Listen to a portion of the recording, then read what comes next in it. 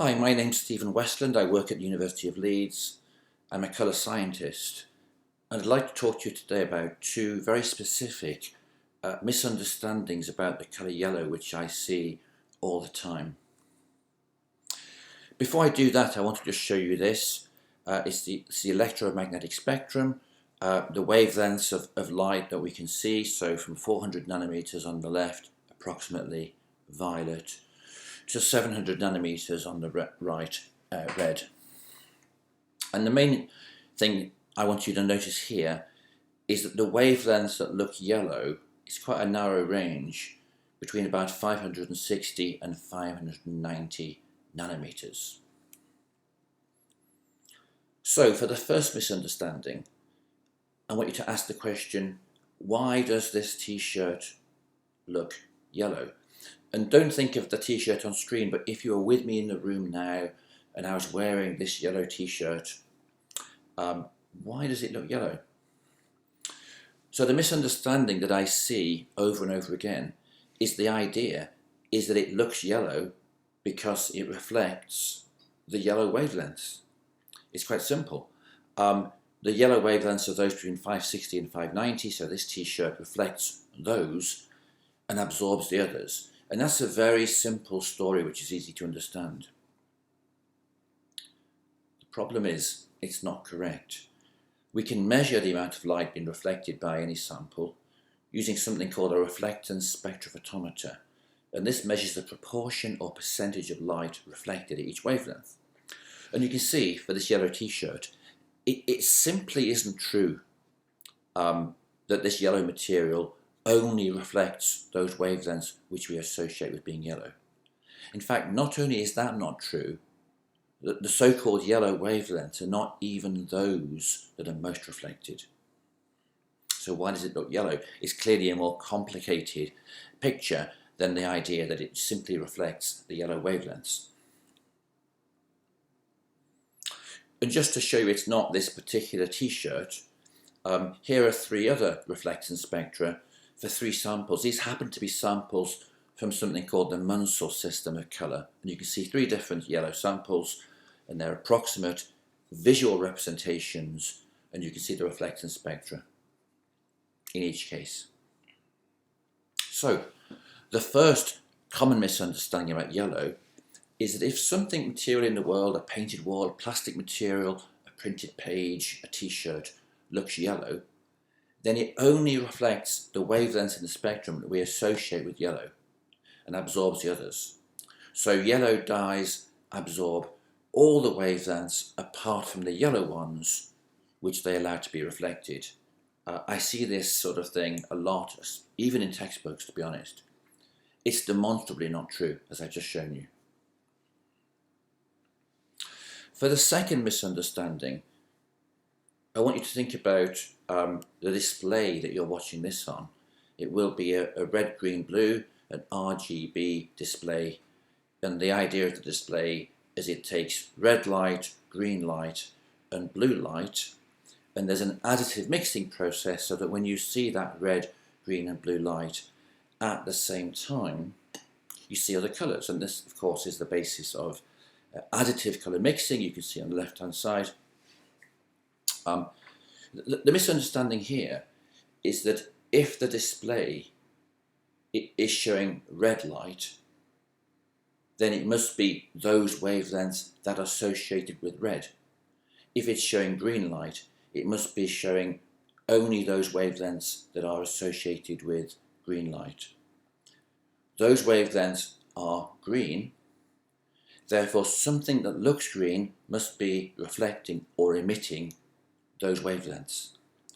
This comes about fundamentally because people think that light or materials are coloured. So take, for example, this screen I produced from R equals 0, B equals 0, G equals 255. The misunderstanding here is that the light emitted from this screen is only those wavelengths which we would associate with green. But again, we can measure the amount of light emitted by a display, and you can see four different displays here, And in this case, I'm actually showing white, which is 255, 255, 255. But I've used something called a spectroradiometer to measure the amount of light being emitted.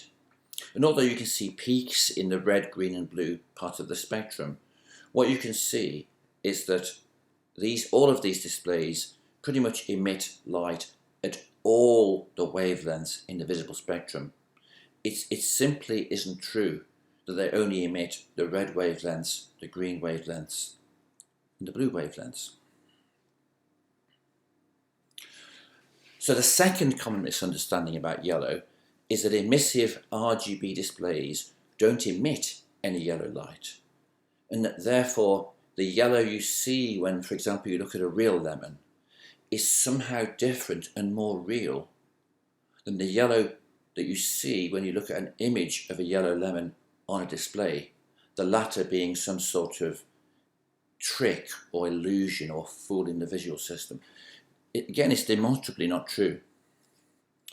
And there's actually a YouTube video called This Is Not Yellow, which has actually got 22 million views, which is frightening because, for me at least, because it's 22 million views, approximately, more than any video that I've ever produced. But it makes two mistakes.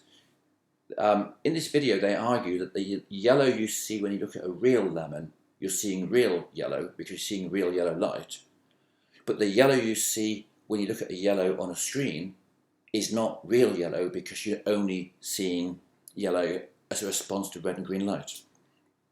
So you've got both of these two misunderstandings in one argument here. First of all, the argument that the lemon is only reflecting the yellow wavelengths in real life just isn't true. And then secondly, the idea that the display is not emitting any yellow light is also not true. All of these misunderstandings come about because people believe that light or materials, one or the other or both, are coloured rather than look coloured.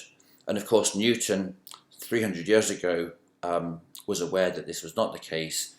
He said something like, the rays are not coloured, for if you speak properly, light has just the propensity to induce in us the sensation of this or that colour. He argued that you might talk about things being yellow, being coloured, but that was just speaking crudely. If you speak properly, you need to understand that they simply look yellow or look coloured. And he was not the first to think this. This is one of my favourite quotes about colour ever. Democritus, 2000 plus years ago, said, "By convention sweet is sweet, bitter is bitter, hot is hot, cold is cold, colour is colour. But in truth there are only atoms and the void." So colour is a perception. It's a sensation that is generated in our brains in response to light. It's not a property of the outside world in the way that, for example, length is. So does it exist? Well, yes, it does exist. Just because it's a perception doesn't make it not real. To argue that colour doesn't exist because it's a function of the brain would be like arguing that love or pain or anger don't exist. They very much do exist, as we are all too much aware. So I just want to finish with this. The dress was a viral sensation in 2015. If you have not seen it before, some people see this dress as being black and blue, and others see it as being white and gold. It confused and scared Taylor Swift, and Kim Kardashian saw it as white and gold, whilst her husband at the time saw the same image as blue and black. And the reason people found this so disconcerting was it was a form of cognitive dissonance, which is where you experience something which contradicts with what you believe, for example, with the way you think the world works. People think things are coloured or light is coloured, and therefore, in simple terms, it simply freaks them out. when you have two people looking at the same thing, seeing very, very different colours. But once you start to understand that colour is a perception rather than a property of the world, it's actually not so disconcerting. Though this particular image is actually very interesting, but that's a whole different video. So if you're interested in finding out more about how colour works and why people see things as being yellow even though they don't only emit or reflect the yellow wavelengths, I'm part of something called the Colour Literacy Project, which is a project supported by the International Colour Association and the Inter-Society Colour Council to do with colour education, and I would really urge you to visit this website. There's lots of great material on it, and you can get involved in the work that we're trying to do. You could also listen to my podcasts. This is just for fun, but I basically produce some podcasts. And here's a link to swestland.podbean.com. And if you're really interested, you could even go and have a look at my Patreon website, where I've got all sorts of material about this sort of thing. Thank you very much. Hope you found it interesting. See you again soon.